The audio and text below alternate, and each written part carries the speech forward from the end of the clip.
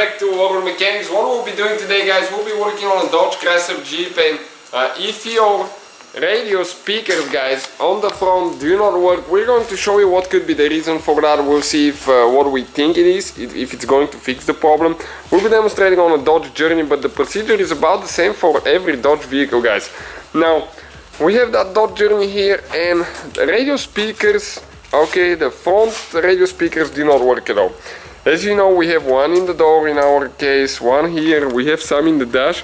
So on the front we have 1, 2, 3, 4 speakers together. 4 speakers. In the rear we have 2 speakers. Check it out. One in this door, one in the other door. So if I go ahead and turn the radio on, okay, check out now what's going to happen. Okay. The ignition is on, it's turning on. I don't want to go ahead and start the car. We'll accept. Okay, now if I go to audio, okay, balance and fade here, okay, and if I move it all the way to the front, you won't hear any radio. If I move towards the back, center it, there is radio, guys. Listen, but nothing coming from the front speakers. Absolutely nothing. If I move towards the back, okay, it works as you can see, but the front does not work. And if I move the fader towards the back, they do work. If I come towards the front, they do not. So what we'll be doing now, okay, we're going to remove the radio unit. Okay, this is the radio unit right here. And we're going to go ahead and replace it. Even if your radio looks different, don't worry, guys, the procedure is about the same. So we're going to go ahead, replace it, and see if that fixes the problem. Stay with us now. Okay, disconnecting the last ones now here.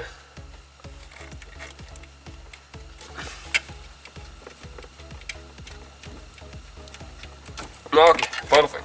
So this is the old unit now, guys, right here. You can see this is the old radio. Now I'm going to grab the new one. It's actually a used one, replacement one, but excuse me, part numbers and everything is matching. Okay, everything is matching. So we're going to go ahead, cut the zip ties here quick, because we didn't do that.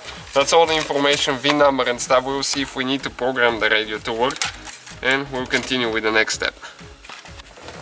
Okay, so we're connecting the new unit now.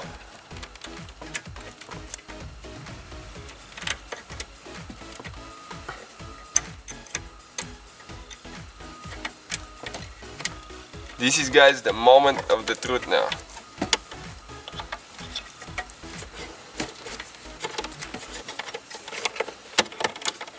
So everything is tangled a little bit here, so we need to make sure that everything is good. Okay, perfect. Just 2 antennas now here. Okay, need to get that cable out. This is for the control unit.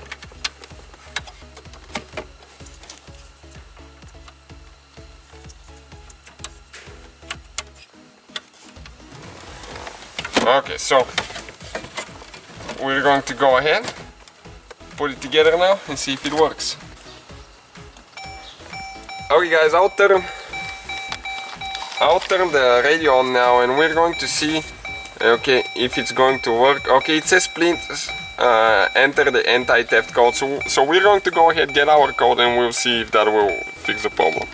Okay, guys, so I called the dealer, we got the code. We'll have a video that explains how to get your radio code for free, so please check it out. Now, if I click OK, and we're going to enter, okay, our 4-digit code. Okay, let's see if that will actually, okay, fix our problem. Now we click OK, radio enabled. Okay, now let's go ahead and see if all the speakers actually work like they're supposed to. Okay, let me turn the volume up. Okay, guys, so we have the radio going now, and definitely we have music from the front speakers as well. That fixed our problem on our Dodge. I just don't want to turn it way up to get caught for using copyrighted music. So hopefully guys the video will be helpful to some of you. Please subscribe to the channel for more videos and see you guys next time.